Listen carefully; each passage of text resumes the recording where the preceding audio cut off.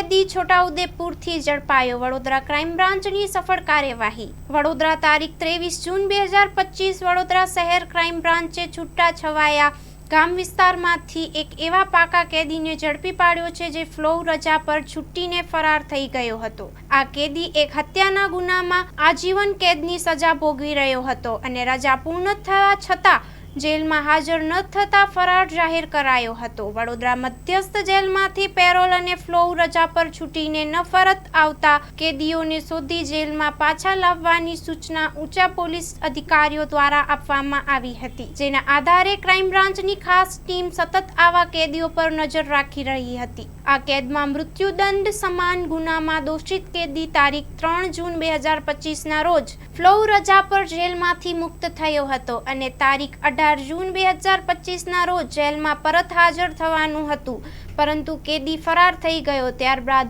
Crime બ્રાન્ચની ટીમે technical સાધનો અને માનવ ગુપ્તચર આધાર પર તપાસ શરૂ કરી. શોધખોળ દરમિયાન માહિતી મળી કે કેદી છોટાઉદેપુર જિલ્લાના એક ગામમાં છુપાયો છે.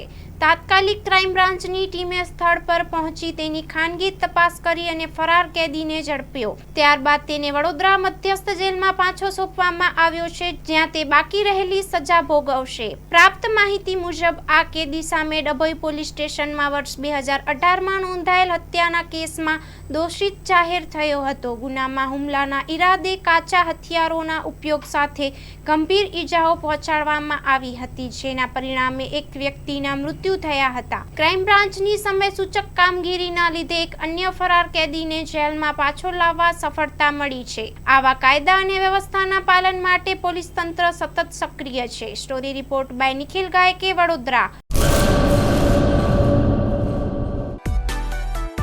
માં motor driving, safe and sure driving. Driving એ શોખ સાથે આપની મોટી જવાબદારી પણ છે. અમારા ઇન્સ્ટ્રક્ટર દ્વારા સચોટ અને સરળ માર્ગદર્શન. આપની રોજની તાલીમની માહિતી મેળવીને શું અધુરાશ છે એના ઉપર પૂરું ફોકસ કરાય છે.